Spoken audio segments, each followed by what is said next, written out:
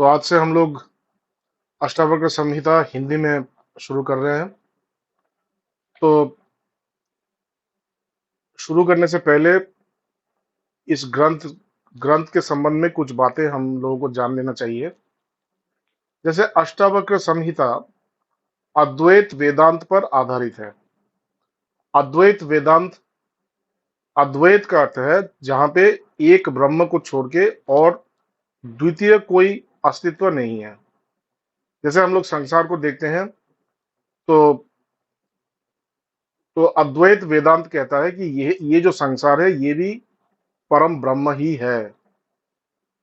जैसे सूर्य सूर्य और सूर्य की रोशनी, तो एक मत ये कहता है कि सूर्य और सूर्य की रोशनी, भेद उनमें भेद है। सूर्य एक सत्ता है और सूर्य की रोशनी दूसरा सत्ता है। ये है द्वैत वेदांत, इसे द्वैत कहते हैं। मतलब वो ब्रह्म और जीव, इन दोनों में हमेशा भेद रहता है, इन दोनों में कोई संपर्क नहीं है, ये दोनों अलग हैं। इसके पश्चात आता है जो वेद में जो मुख्य धाराएं हैं, ये तीन है। एक है द्वैत, इसके बाद दूसरा जो है वो है विशिष्ट विशिष्ट अद्वैत। विशिष्ट अद्वैत कहता है कि सूर्य की रोशनी सूर्य का ही एक अंश है। दोनों दोनों एक नहीं है, लेकिन एक नहीं है ऐसा भी नहीं है। मतलब सूर्य का जो रोशनी है वो सूर्य का ही एक अंश है, जैसे जीव उस परमेश्वर का एक अंश है। तो ये विशिष्ट अद्वैत है जिसे रामानुज ने प्रचार किया था। और द्वैत वेदांत को माधवाचार्य ने प्रचारित किया था। और इसके बाद अद्वैत वेदांत जहां कहता है कि सूर्य की रोशनी और सूर्य ये दोनों ही एक है। मतलब जीवात्मा और परमात्मा, इन दोनों में कोई भेद नहीं है, ये दोनों ही एक है। जीवात्मा ही परमात्मा है और परमात्मा ही जीवात्मा है। तो ये शंकराचार्य ने इस अद्वैत वेदांत को संसार के समक्ष मतलब नए तरीके से रखा। ये तो हमारे वेदों में उपनिषदों में था ही, लेकिन शंकराचार्य इन इस अद्वैत तत्व को उन्होंने इस संसार में पुनः प्रतिष्ठा वो करके गए। तो अद्वैत वेदांत में भी तीन प्रकार के भाग हैं। तो पहला है दृष्टि सृष्टिवाद। दृष्टि सृष्टिवाद मतलब कि ये जो हमारे सामने जो संसार है, ये संसार, इस संसार को देखकर हमारे अंदर जो चिंताएं हैं वो उत्पन्न होता है। मतलब हमारी जो नियति है या हमारी जो गति है वो इस संसार द्वारा ये मतलब वो किया जाता है, कंट्रोल किया जाता है, संचालित किया जाता है। यह है दृष्टि सृष्टिवाद। इसके पश्चात है सृष्टि दृष्टिवाद। मतलब नहीं, ऐसा नहीं है। और ये जो दूसरा वाद है वो कहता है कि ऐसा नहीं है। सृष्टि दृष्टिवाद है कि हमारे अंदर ही इस संसार का सृष्टि होता है और इसी इसी सृष्टि को हम बाहर देखते हैं। और तीसरा जो है वो है अजातवाद। अजातवाद में कहता है कि कभी भी कोई सृष्टि हुआ ही नहीं। ब्रह्म हमेशा ही पूर्ण रूप में, हमेशा ही, सदा ही वो अपने महिमा में ही सदा स्थित है। वो कभी भी जीवात्मा नहीं बना, वो कभी भी जीव या जगत नहीं बना, वो हमेशा ही परमात्मा ही रहता है। इसे कहता है अजातवाद। मतलब हर हर अवस्था में, हर अवस्था में ब्रह्म में किसी प्रकार का कोई विकार नहीं होता, वो हमेशा अविकारी है। तो जैसे भगवत गीता में एक जगह पे है कि अचिंतोयम अविकार्योयम उच्यते। मतलब उसको कभी धारणा नहीं कर, अव्यक्तोयम अचिंतोयम अविकार्योयम उच्यते, कि वो जो परमात्मा है वो अव्यक्त है, वो कभी भी व्यक्त हुआ ही नहीं।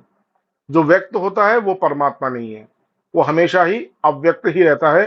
ज्ञान ज्ञान स्वरूप में वो हमेशा ही स्थिर रहता है, तो वो कभी भी व्यक्त नहीं होता। ज्ञान इस संसार को व्यक्त करता है, प्रकाशित करता है। ये ज्ञान जैसे तमेव भांतम अनुभाति सर्वम तस्य भाषा सर्वमीवं विभाति।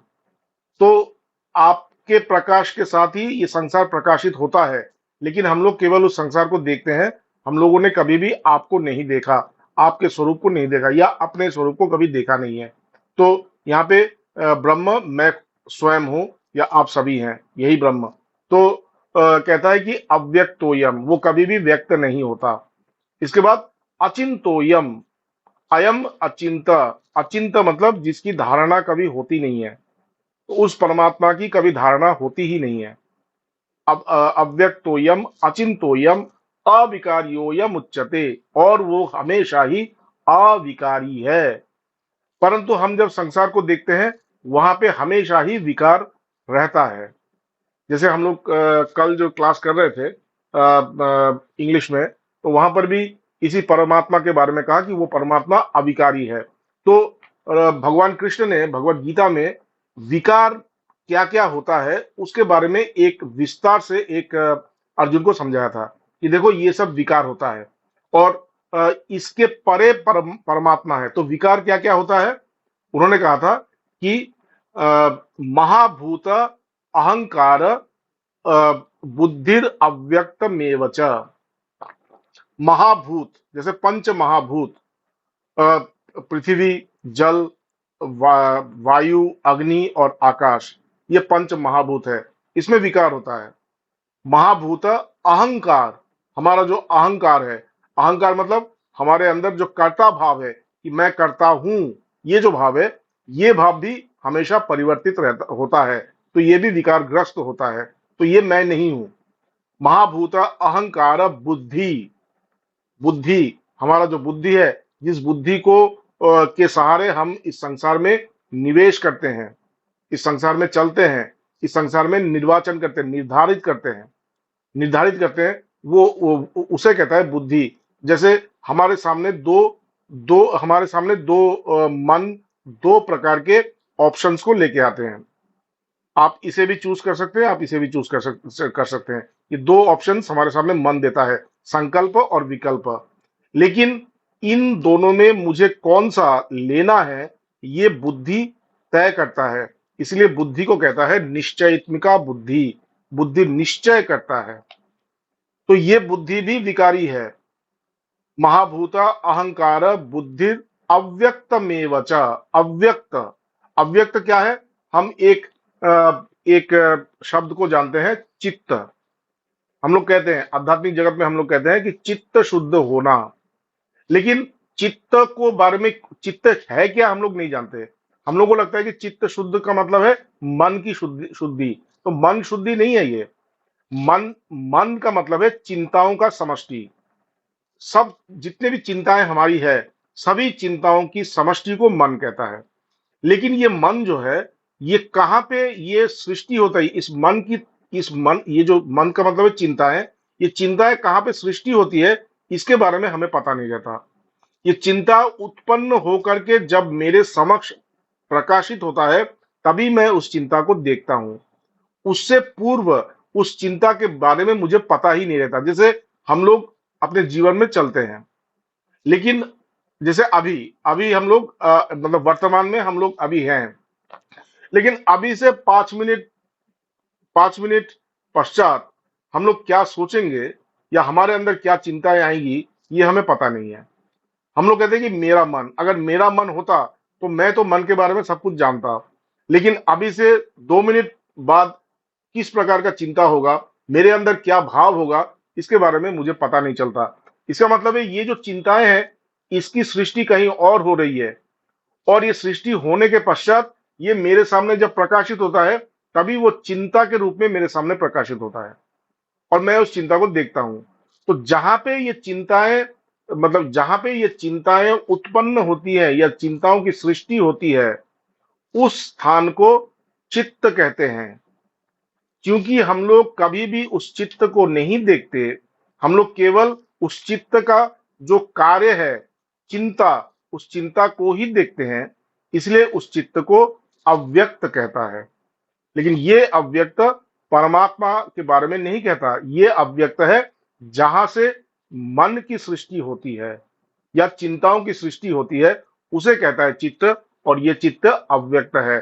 तो कहता है कि ये चित्त भी ये चित्त भी परिवर्तनशील है, विकारशील है, क्योंकि चित्त का शुद्धि होती है, शुद्धिकरण होता है, और चित्त का अशुद्धिकरण भी होता है। चित्त का मतलब क्या है, ये चित्त बनता कैसे है? बोले कि हम लोग अपने जीवन में बचपन से लेके जब तक हम लोग जीवित रहते हैं, हम लोग बहुत सारे चीजों को देखते हैं, हम लोग बहुत सारे चीजों को सुनते हैं, हम लोग, हमारी जो इंद्रिया है, पंच इंद्रियाएं, इन पंच इंद्रियाएं हमारे सामने बहुत सारे, या आप ऐसे कह सकते हैं कि प्रति क्षण ही हमारे सामने कुछ न कुछ इंफॉर्मेशन लेके आते हैं। लेकिन कुछ इंफॉर्मेशन को हम लोग देख सकते हैं या अनुभव कर सकते हैं, और बहुत सारी चीजें हैं जो, मतलब जो हम इसके बारे में जानते ही नहीं है, या हमारा जो अवेयरनेस है, हम लोग उसके बारे में अवेयर ही नहीं रहते। वो अपने आप चला जाता है अंदर, ये जाके इस चित्त में जाके स्टोर होता है, वहां पे जाके रक्षित होता है। जितने भी, जैसे सीसीटीवी कैमरा है, सीसीटीवी कैमरा में हर क्षण उसमें रिकॉर्डिंग हो रहा है, हर क्षण हर वस्तु की रिकॉर्डिंग हो रहा है। उसी प्रकार से हमारा ये जो पांच इंद्रियां हैं, ये पांच इंद्रियां भी सीसीटीवी कैमरा की तरह है। ये सब कुछ ये रिकॉर्ड कर रहा है, और ये रिकॉर्ड करके ये हमारे भीतर एक जगह पे जाके ये रक्षित करता है, स्टोर करता है। उसी को कहता है चित्त। और जो जो अनुभव हमारे भीतर होता है, उन्हीं अनुभव के कारण हमारे चिंताएं बनती हैं। अगर हमने कोई बुरा बुरा अनुभव किया, तो हमारी चिंताएं भी बुरा होगा।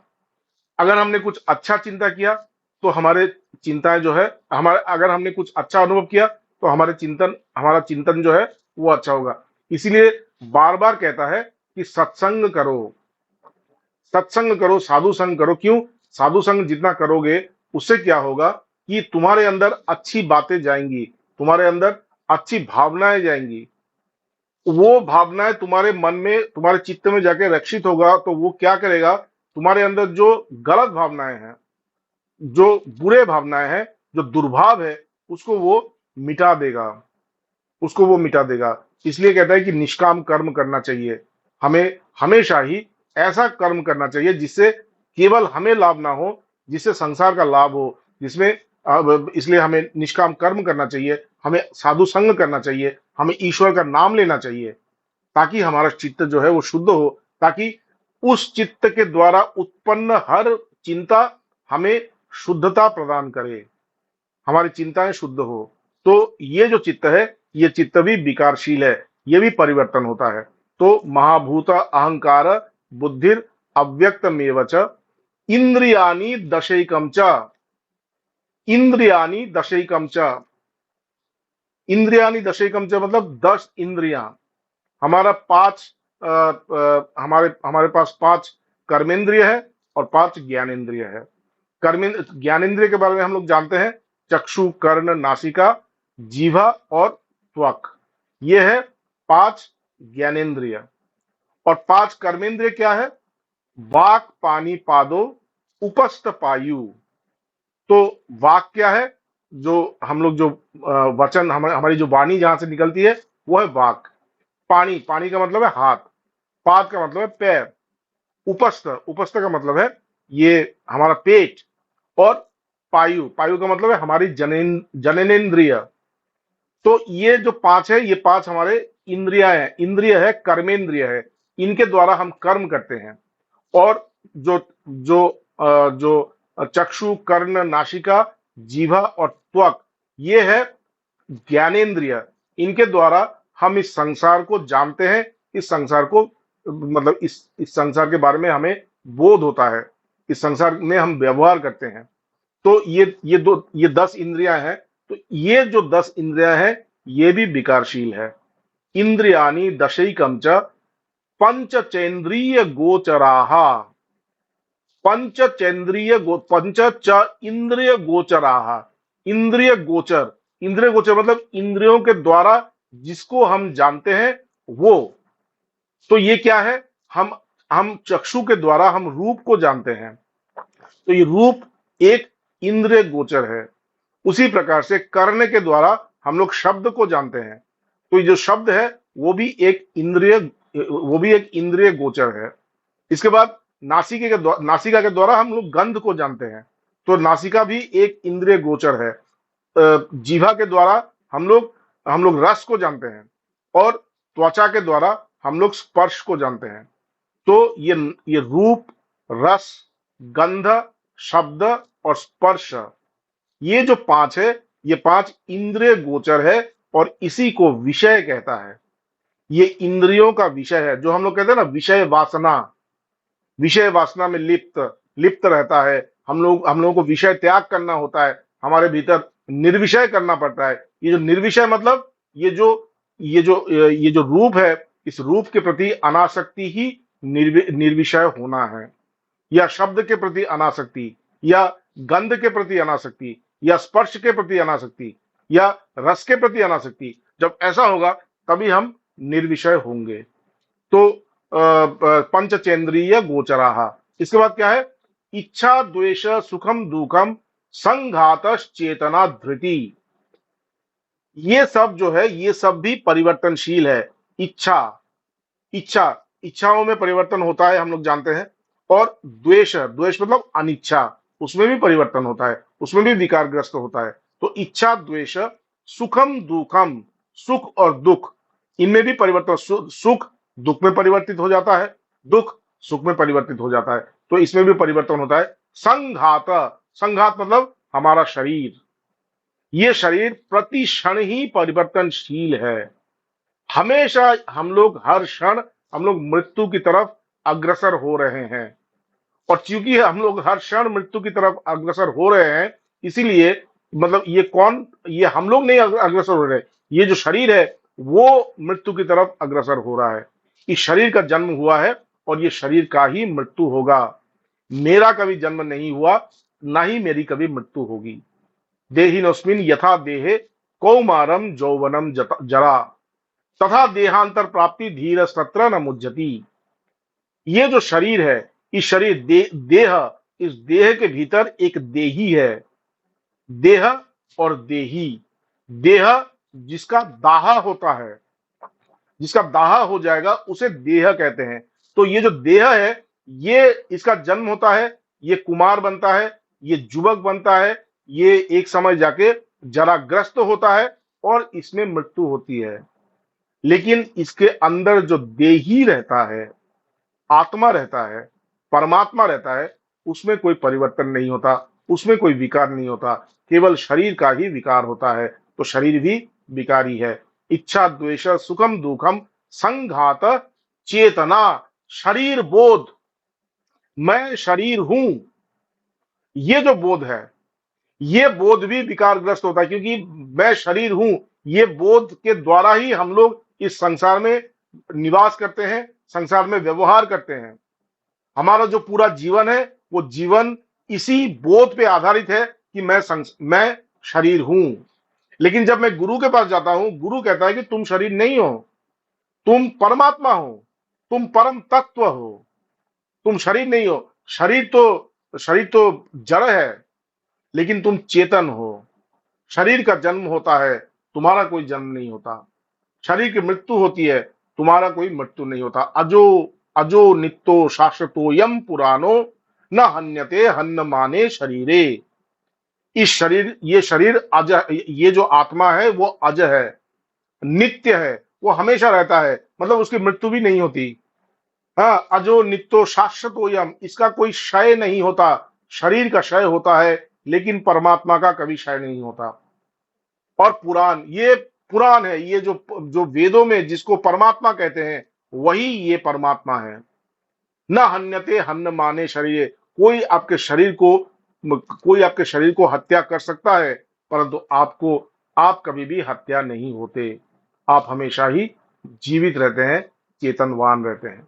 तो अजो नित्यो शाश्वतोयम पुरानो न हन्यते हन्न माने शरीरे। तो शरीर भी विकारग्रस्त होता है।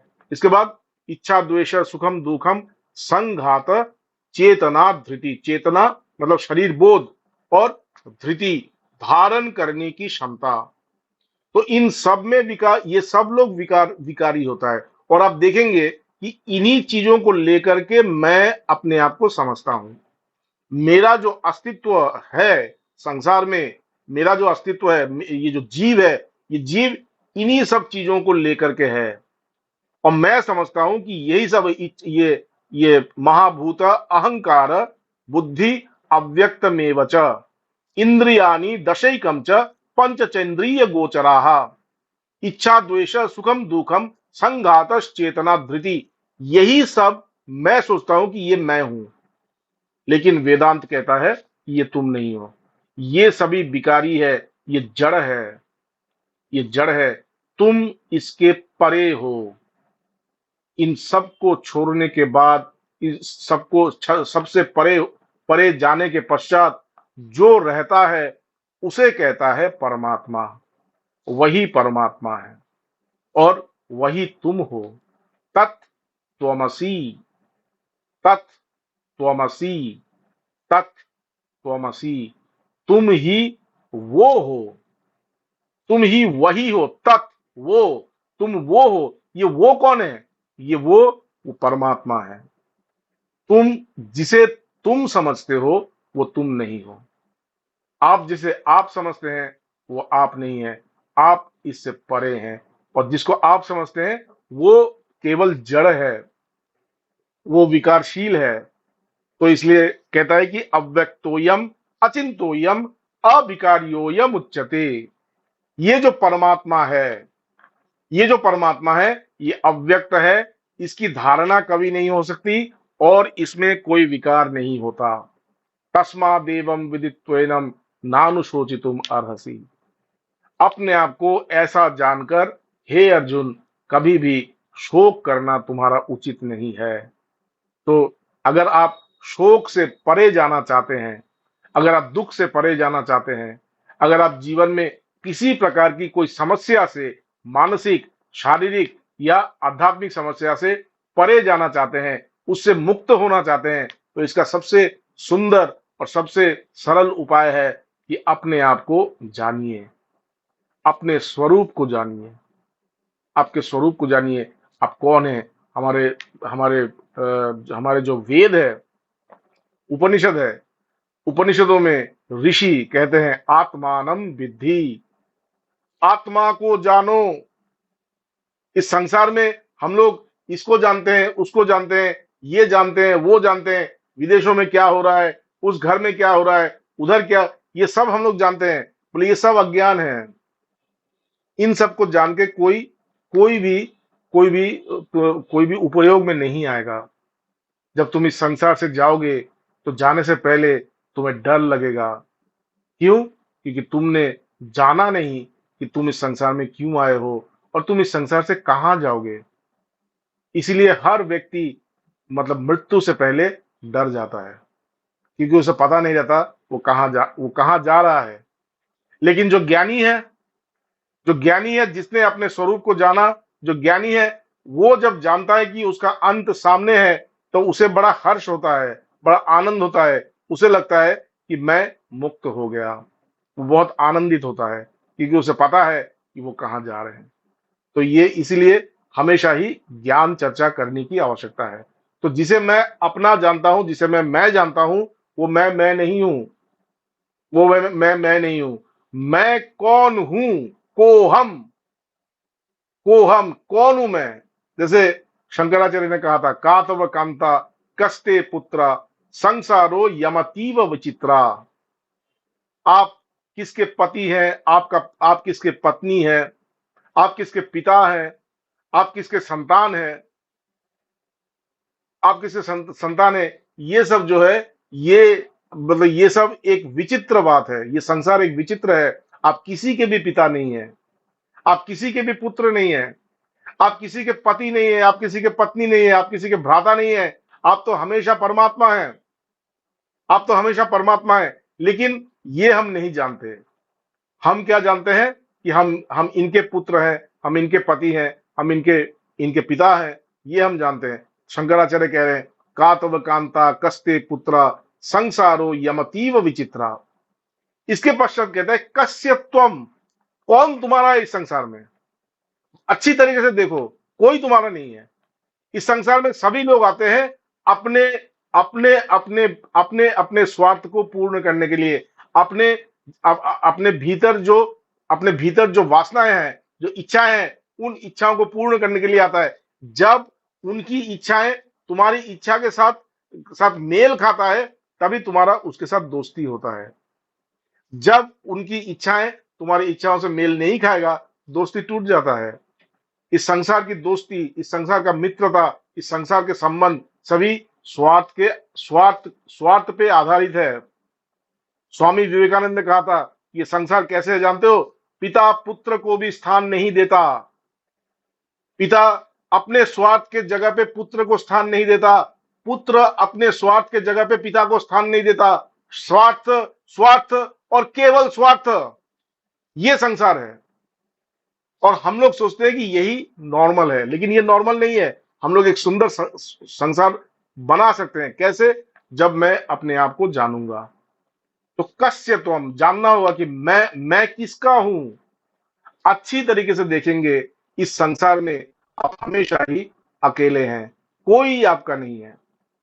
आप केवल धारणा करते हैं कि ये मेरा है, वो मेरा, ये एक कल्पना मात्र है। आप केवल कल्पना कर सकते हैं कि ये मेरा पुत्र है, ये मेरा पति है, ये मेरी पत्नी है, ये मेरा पिता है। ये केवल कल्पना कर सकते हैं, लेकिन इस संसार में कोई किसी का नहीं है। इस संसार में सभी आए हैं अपने अपने स्थान पे जाने के लिए, अपने अपने लक्ष्य को प्राप्त करने के लिए। सबका अलग अलग लक्ष्य है, सभी अपने लक्ष्य की ओर दौड़ रहे हैं। किसी शहर में जाके देखिएगा, किसी फ्लाईओवर में खड़े होकर देखिएगा, देखिएगा कि किस प्रकार से गाड़ी दौड़ रहा है। हजार हजार गाड़ी, हर सेकंड, हर मिनट में हजार हजार गाड़ी दौड़ रहा है। कहां से ये गाड़ियां आ रही हैं, कहां जा रही हैं ये लोग, इनका लक्ष्य क्या है, कोई नहीं जानता। सब जा रहा है, सब जा रहा है, सब दौड़ रहे हैं। उसी प्रकार से इस संसार में भी सभी लोग दौड़ते हैं, दौड़ रहे हैं। हम भी दौड़ते हैं, आप भी दौड़ रहे हैं, सब लोग दौड़ रहा है। हमारे ऋषि कहता है कि इस दौड़ से अपने आप को अलग करो, अलग करो। देखो, देखो, चिंतन करो, चिंतन करो। तुम किस लिए दौड़ रहे हो, कौन तुम्हारा है, किसके लिए तुम कर रहे हो ये सब। अच्छी तरीके से देखो। कस्य त्वम, कह, तुम कौन हो? मैं ये हूं, मैं वो हूं। हम लोग अपना परिचय देते हैं, एक नाम, मैं ये नाम हूं, मैं ये हूं। ये सब तो तुम्हें दिया गया है। मेरा नाम राम है। ये जो नाम तुम्हारा राम है, ये तो तुम्हें तुम्हें कोई किसी ने दिया है। तुम्हारा अपना नाम क्या है? तुम किस नाम से इस संसार में आए? तुम्हारा परिचय क्या है? सभी परिचय तुम्हें दिया गया है, तुम्हारा परिचय क्या है हम नहीं जानते। हमारे ऋषि कहते हैं कि तुम ब्रह्म हो, तत्त्वमसि, अहम ब्रह्मास्मि, अहम ब्रह्मास्मि, मैं ही ब्रह्म हूं। सोहम, सोहम, सोहम, स अहम, मैं वो हूं, वो वो परमात्मा, मैं वो परमात्मा हूं। और इसी को जानने के लिए मैं संसार में आता हूं। क्यों आता हूं संसार में? पुनरपि मरणम, पुनरपि जननम, पुनरपि जननम, पुनरपि मरणम, पुनरपि जननी जठरे शयनम, यही संसारे बहु दुस्तारे, कृपया पारे पाहि मुरारी। बोले ये संसार में हम लोग बार बार जन्म लेते हैं, संसार में बार बार हम लोग चले जाते हैं, किस लिए? इसका लक्ष्य क्या है, क्यों आते हैं? सारा जीवन, मतलब जैसे बैल की तरह सब लोग परिश्रम करता है सारा जीवन, लेकिन जाने के समय सब कुछ छोड़ के चले गए। कहां गए, किस लिए गए, क्यों आए थे, किसके लिए कर रहे थे, कहां चले गए? कोई कुछ नहीं जानता। मैं कहां से आया हूं, मैं कहां जा रहा हूं, कुछ नहीं जानता। इसलिए कहता है कि यही संसार है बहुत दुस्तार है। ये संसार को जानना, ये संसार बहुत ही एक अद्भुत जगह है। ये संसार एक माया है, एक एक एक वो है, एक रिडल है। मतलब माया मतलब एक वो है जिसको हम लोग नहीं जान सकते, एक रिडल है। तो इसको जानने के लिए क्या करना होता है? भगवान का जब कृपया पारे पाहि मुरारी, जब भगवान कृष्ण, भगवान का जब कृपा होगा, तभी तुम इसे जान पाओगे, तभी तुम इसको जान पाओगे। तो भगवान की कृपा कब होगा? जब हमें आत्म कृपा होगा। जैसे इस संसार में ये जो आध्यात्मिक जगत है, इस आध्यात्मिक जगत में जाने के लिए कहता है कि 4 प्रकार की कृपाओं की आवश्यकता होती है। कोई भी, अगर कोई भी आध्यात्मिक पुरुष बनना चाहता है, कोई भी मतलब ईश्वर लाभ करना चाहता है या ब्रह्म ज्ञान लाभ करना चाहता है, तो उसे 4 प्रकार की कृपाओं की आवश्यकता होती है।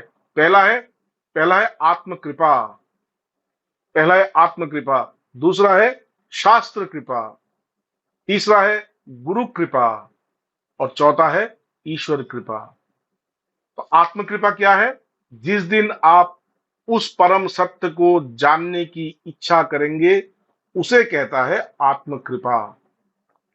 जिस दिन आप जानना चाहेंगे कि मैं कौन हूं, मैं क्यों आया हूं इस संसार में, और मैं कहां जा रहा हूं, मेरा लक्ष्य क्या है, इस संसार में आने का लक्ष्य क्या है, इस संसार में मेरा कौन है अपना, क्यों कर रहा हूं मैं ये कार्य, ये परिश्रम मैं क्यों कर रहा हूं, मैं नहीं जानता, कोई नहीं जानता।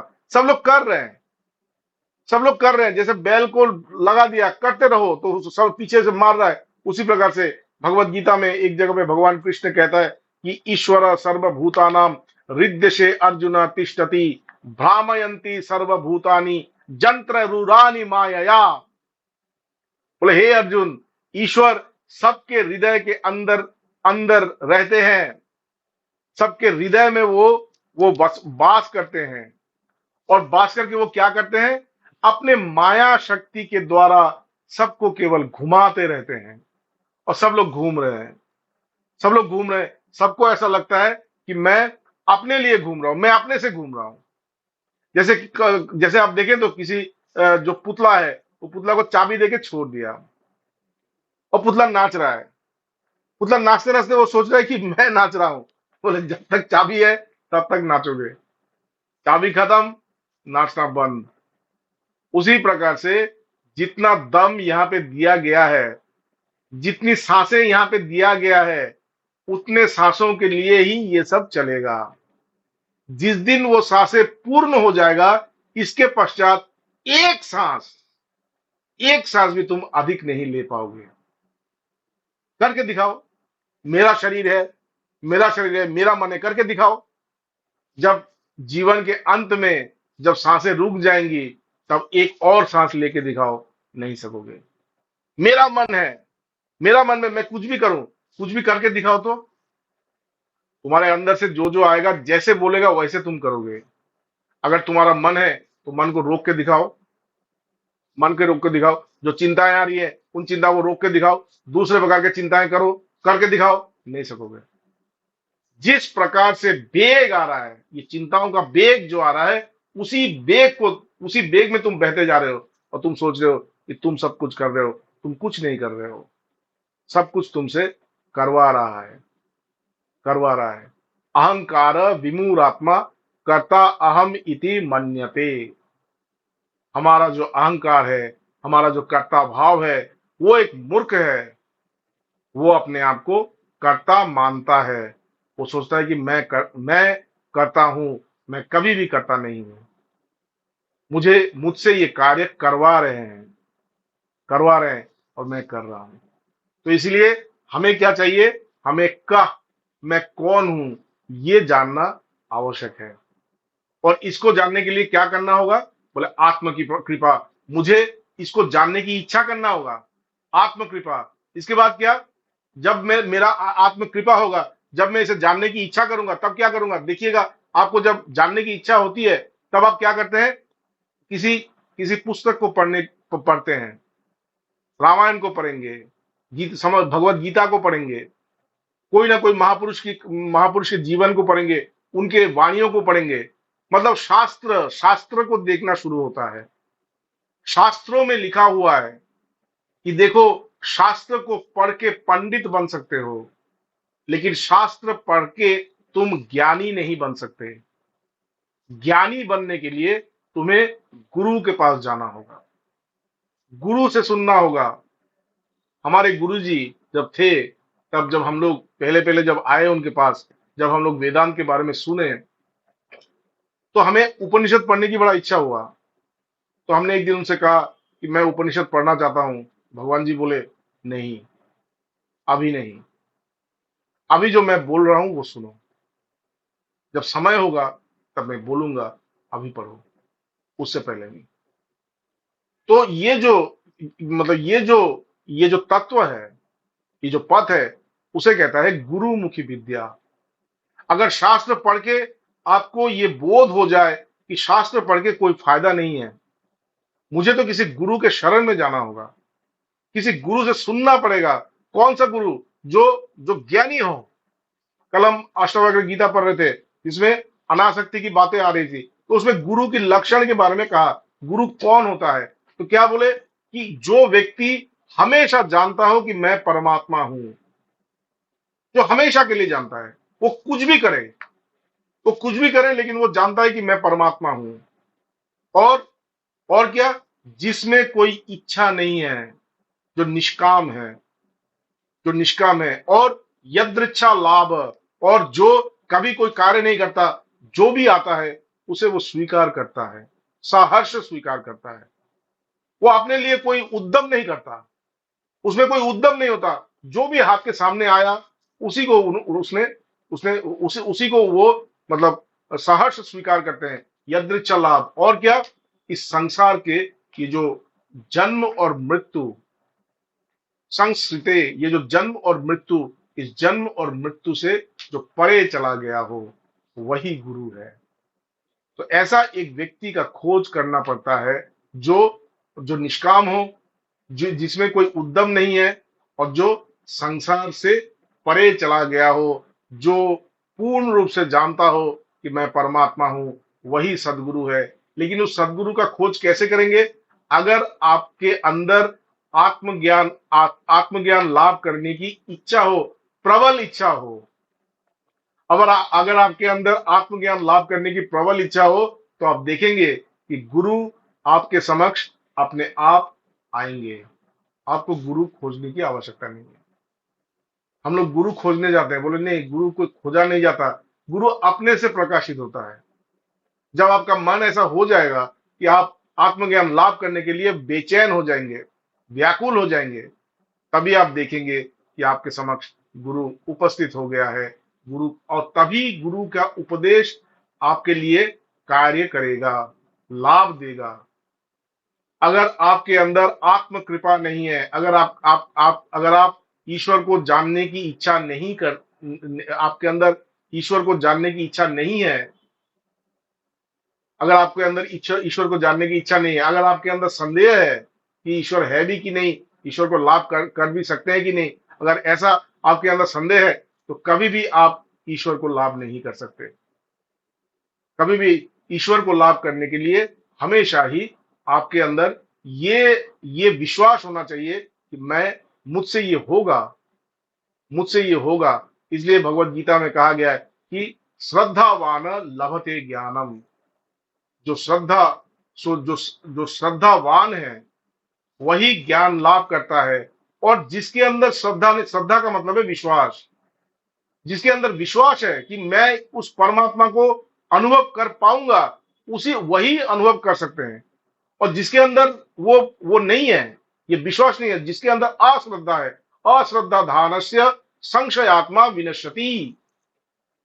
जिसके अंदर ये विश्वास नहीं है, ये सब मिथ्या है, ये सब वेद वेदांत सब मिथ्या है, ये जो गुरुओं की वाणी, ये सब गुरुओं की वाणी मिथ्या है, कुछ भी नहीं है इस संसार में, सब कुछ झूठ है। संशयात्मा, वो हमेशा ही संशय में रहता है, और उसका विनाश होता है। उसका विनाश होता है क्यों? क्योंकि वो सत्य से दूर रहता है। क्योंकि वो सत्य से दूर रहता है, वो अपने आंखों में खुद अपना पट्टी पहन करके वो घूमता रहता है। इसलिए किसी न किसी जगह पे जाके उसे ठोकर खाना तो अनिवार्य है। ठोकर तो खाएगा ही कोई। मतलब आप रास्ते में जा रहे हैं, रास्ते में जाने के लिए सबसे जो अनिवार्य चीज है, वो है आपके आंखों को खोलना होगा। आंख बंद करके अगर कोई रास्ते में चलेंगे तो क्या होगा? उसका एक्सीडेंट हो जाएगा, मृत्यु भी हो सकता है। ये आंख खोलना मतलब यही श्रद्धा रखना, श्रद्धा रखना।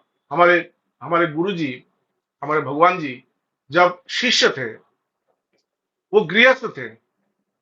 वो गृहस्थ थे, उनकी उनकी पत्नी थी, उनकी बच्चे, उनकी उनकी उनकी वो थी, कन्या थी। वो अपने गुरु के पास जाते थे, गुरु स्वामी पवित्रानंद जी के पास जाते थे। तो एक दिन स्वामी पवित्रानंद जी अद्वैत वेदांत के चरम तत्व की व्याख्या कर रहे हैं, और उसमें हमारे गुरु जी बैठे हैं, हमारे भगवान जी बैठे हैं, और पूरा घर जो है वो भक्तों से भरा हुआ है, पवित्रानंद जी के अन्य शिष्यों से भरा हुआ है। और पवित्रानंद जी एकदम सब सर्वोत्तम तत्व कह रहे हैं, परमात्म तत्व, परमात्म तत्व कह रहे हैं। जब उनकी वाणी पूर्ण हुआ, जब उन्होंने अपने वाणी को विराम दिया, तो उनके भक्त गुरु जी से पूछे, पवित्रानंद से पूछे कि गुरु जी, आप जो हमको ये सब बोल रहे हैं, हम लोग इसे उपलब्धि कर पाएंगे? अब जो हम लोगों को ये बोल रहे हैं, जैसे हम लोगों का भी ऐसा ऐसा ऐसा सोच है, हम लोग भी ऐसा सोचते हैं कि हम लोग जो सुन रहे हैं ये हम लोग उपलब्धि कर पाएंगे। तो हमारे गुरु जी भगवान जी ने कहा, उनसे उनसे कहा कि अगर हम लोग ये उपलब्धि नहीं कर पाएंगे, तो क्या हमारे गुरु जी हमारे साथ नाटक कर रहे हैं, तो हमें प्रताड़ना कर रहे हैं, हमसे छलना कर रहे हैं? जो चीज हम लोग समझ नहीं पाएंगे, उपलब्धि नहीं कर पाएंगे, उसके बारे में वो कह रहे हैं। यही व्यक्ति एक दिन, बहुत ही साधारण व्यक्ति, एक दिन भगवान जी बन गए। तो इसके लिए आप सबको प्रयासरत रहना होगा, सबको इस जानना होगा कि मतलब श्रद्धा श्रद्धा रखना होगा, अपने ऊपर श्रद्धा रखना होगा। हाँ, मैं इसे जान पाऊंगा, मुझसे होगा, मुझसे होगा। मैं इस संसार में आया हूं इसी तत्व को जानने के लिए। श्रद्धावान लभते ज्ञानम तत्पर संगितेंद्रिय। तभी आप इंद्रियों को संयत करने के लिए तत्पर हो सकेंगे। लेकिन अगर आपको अपने ऊपर ही विश्वास नहीं है, अपने गुरु के ऊपर ही विश्वास नहीं है, तो आपका कभी भी कुछ नहीं होगा। श्रद्धावान लभते ज्ञानम तत्पर संयतेंद्रिय। इसके बाद क्या बोले? ज्ञानम लब्ध पराम शांति। इसके बाद ही ज्ञान लाभ होगा, और इसी ज्ञान से आपको परम शांति लाभ होगा। परम शांति मतलब ऐसा शांति जो परम और चरम दो बातें हैं। परम और चरम, चरम का मतलब है सर्वोच्च, मतलब और जिसके नीचे भी है कुछ, और सर्वोच्च है। परम मतलब केवल वही है, केवल वही है, ये परम है, एब्सोल्यूट, केवल वही है, केवल शांति। आप केवल उस शांति को प्राप्त करेंगे, और उस शांति को प्राप्त करने के पश्चात न चिरेणाधिगच्छति, वो कभी भी आपको छोड़ के नहीं जाएगा। हम लोगों को सुख आता है, वो दुख में परिवर्तित हो जाता है। हर्ष आता है, वो अहर्ष में परिवर्तित हो जाता है। हम लोगों को शांति आता है, वो अशांति में परिवर्तित हो जाता है। लेकिन यहां पे एक शांति है जो कभी भी मुझे छोड़ के नहीं जाएगा, वो कभी भी अशांति नहीं होगा, वो हमेशा ही शांति ही रहेगा।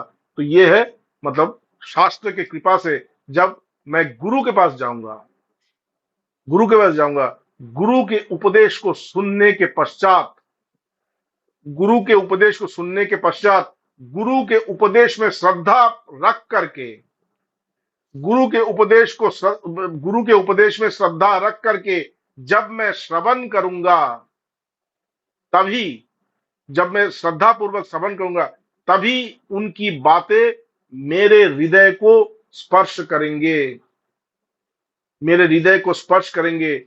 तभी मेरे अंदर जो सुप्त ज्ञान है, जो ढका हुआ ज्ञान है, जो ज्ञान, जिस ज्ञान में आवरण है, जो ज्ञान आवरित होकर मेरे अंदर अंदर है, वो ज्ञान अनावरण हो जाएगा। उस ज्ञान का अनावरण हो गया, वो ज्ञान मेरे समक्ष प्रकाशित हो गया। मैं ज्ञानी बन गया। मैं पहले नहीं जानता था उस पर्दे के पीछे क्या है, मुझे पता नहीं है। उस पर्दे के पीछे कुछ है, लेकिन मुझे पता नहीं उस पर्दे के पीछे कुछ है। मैं जा रहा हूं, पर्दे के सामने जा रहा हूं, लेकिन मैं पर्दे को हटा नहीं पा रहा हूं। मैं पर्दे को हटा नहीं पा रहा हूं, पर्दे को छू नहीं पा रहा हूं। पर्दे को हटाना तो बहुत दूर की बात है, मैं पर्दे के सामने जाने मतलब जाकर के पर्दे को छू छू नहीं पा रहा हूं। मैं उस पर्दे को हटाने का प्रयास कर रहा हूं। मेरी इस प्रयास को देखकर परम करुणामय गुरु आकर के उस पर्दे को हटा दिए। वो देखो, देखो, तभी मैंने देखा कि पर्दे के उस पार वो परम ज्योति, परम प्रकाश, असतो मा सद्गमया तमसो मा ज्योतिर्गमया मृत्युर्मा अमृतम गमया। मैं असत से सत्य तक, सत्य तक मैंने यात्रा तय किया। मैं मैं मैं अंधकार से मैं प्रकाश की तरफ मैंने यात्रा तय किया। मैं मृत्यु से मैं अमरत्व की तरफ मैंने यात्रा किया। और किस लिए, कैसे किया? गुरु के कृपा से। तो गुरु कृपा से ही ईश्वर की कृपा मिलता है। तो तभी ईश्वर कृपा होता है, ईश्वर की कृपा होता है। तो यहाँ पे जैसे बोल रहे थे कि शंकराचार्य ने कहा कि यही यही संसारे बहुदुस्तारे कृपया पारे पाही मुरारी। जब मेरे अंदर ये प्रश्न आएगा कि मैं कौन हूं, इस संसार में मेरा कौन है, मैं किस लिए इस संसार में आया हूं, मैं किस लिए इस संसार में आया हूं, जब मेरे अंदर ये प्रश्न आएगा, जैसे हमारे मतलब ये जो ब्रह्म सूत्र है, ब्रह्म सूत्र शुरू हो रहा है, अथात ब्रह्म जिज्ञासा। अभी ब्रह्म जिज्ञासा हुई। ऐसा नहीं है कि हम लोग देखते हैं कि गुरु आकर के बोलने लगे, ऐसा नहीं है। ऐसा नहीं कि हम लोग देखते हैं कि कोई कोई महापुरुष आके बोलने लगे कि तुम मानो चाहे ना मानो यही सत्य है। नहीं, वो तब तक नहीं बोलेंगे जब तक मेरे अंदर वो जिज्ञासा नहीं होगी, तब तक वो मुंह नहीं खोलेंगे। तद विद्धि पणिपातेन परिप्रश्नेन सेवया। गुरु को सेवा करो प्रश्नों के द्वारा। गुरु की सेवा, ये फल ले जाकर, ये सब इससे सेवा नहीं होता। गुरु की सेवा होता है आत्म विषयक प्रश्न लेकर जाओ, गुरु से जाके पूछो, हे प्रभु बताइए मैं उस परम तत्व को कैसे लाभ करूंगा, उसका रास्ता बताइए। तभी परम करुणामय गुरु आपको बताएंगे। तद्विद्धि पणिपातेन परिप्रश्नेन सेवया उपदक्षन्ति ते ज्ञानम ज्ञानिनस् तत्वदर्शिना। तभी वो जो ज्ञानी है वो उपदेश करेंगे, उस तत्व का उपदेश करेंगे। और उस उपदेश को सुनकर ही मैं अमृतमय धारा में स्नान करके मैं भी अमृत बन जाऊंगा, मैं भी अमर बन जाऊंगा, मैं भी इस मृत्यु से परे चला जाऊंगा। तो कृपया पारे पाही मुरारी।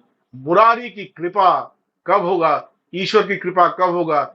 जब आप इस तत्व को जानने का प्रयास करेंगे, इच्छा करेंगे। जब आप इस तत्व को जानने की इच्छा करेंगे तभी आप इस तत्व को पाएंगे। तो हम लोग आज से, जैसे हम लोग कहा कि हम लोगों ने कहा कि आज से हम लोग ये अष्टावक्र संहिता शुरू करेंगे। अष्टावक्र संहिता अष्टावक्र मुनि और जनक राजा के बीच एक संवाद है। इसका कहानी मैं कल सुनाऊंगा क्योंकि आज समय हो गया है। आज शुरू करते हैं, लेकिन अष्टावक्र संहिता का जो इसके पीछे जो एक कहानी है, उस कहानी को मैं अगले दिन हम लोग इसके बारे में चर्चा करेंगे। तो यहाँ पे ये जो अष्टावक्र गीता है, हम यहाँ पे अष्टावक्र गीता भी एक प्रश्न से शुरू होता है। कोई भी आप देखेंगे, कोई भी मतलब कोई भी ग्रंथ, आध्यात्मिक ग्रंथ शिष्य के प्रश्न के साथ शुरू होता है।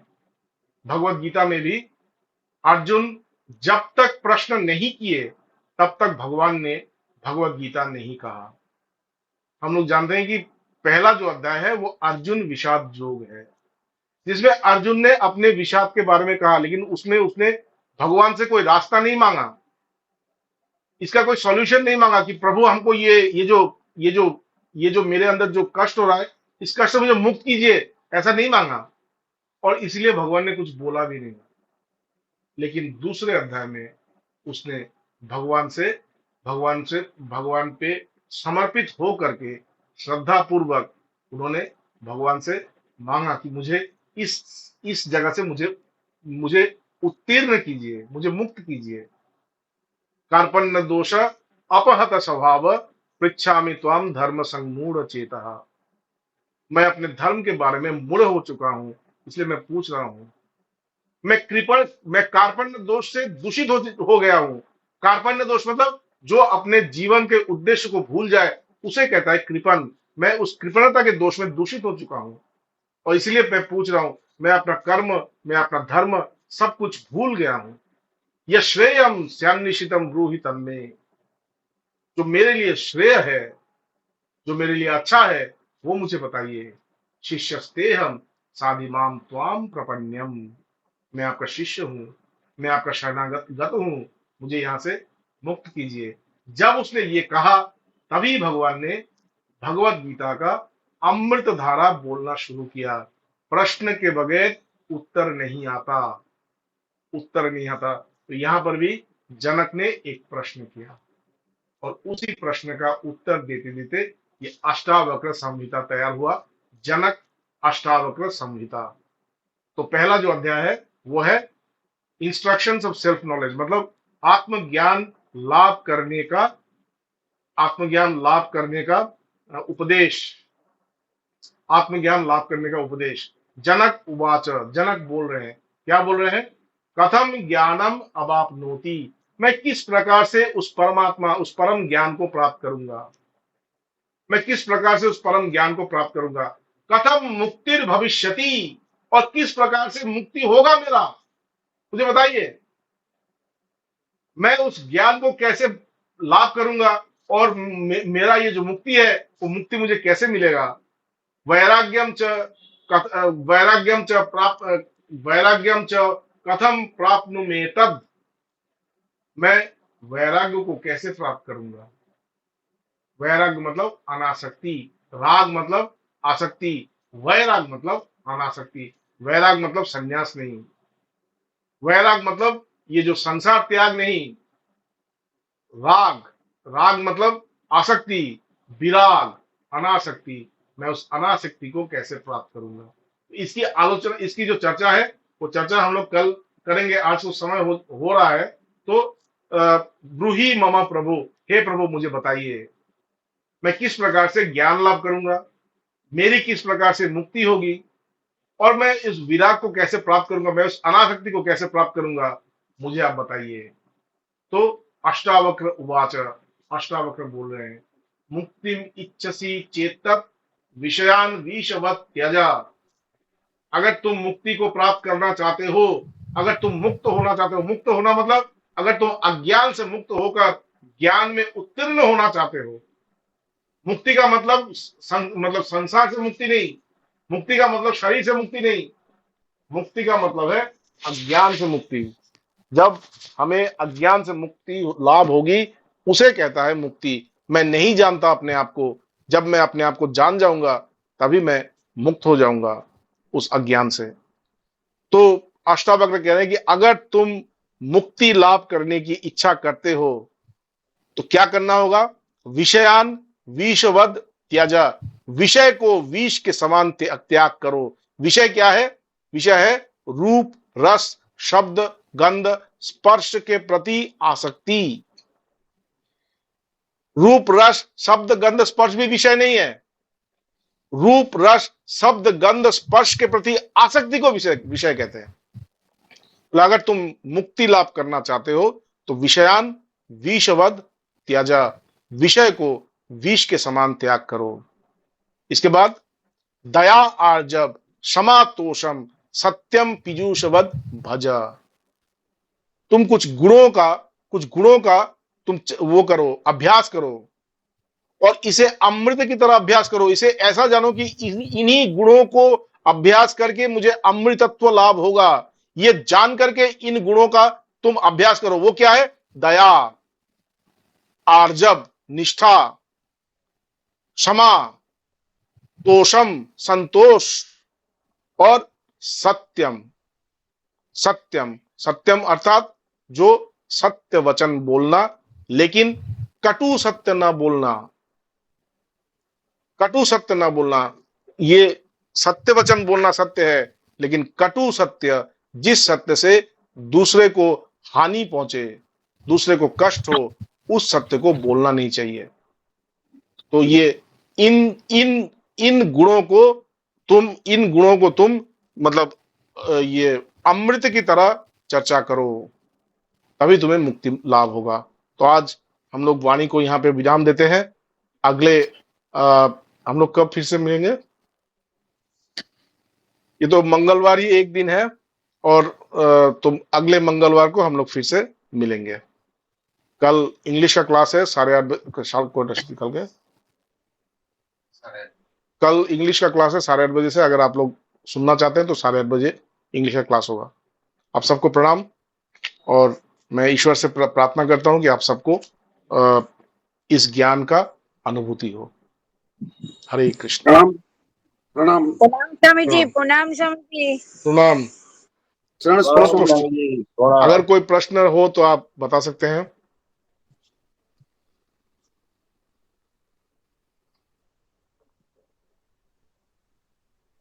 ठीक है, तो आज हम लोग यहीं पे विराम देते हैं। अगला मंगलवार को फिर से हम लोग मिलेंगे। प्रणाम। प्रणाम।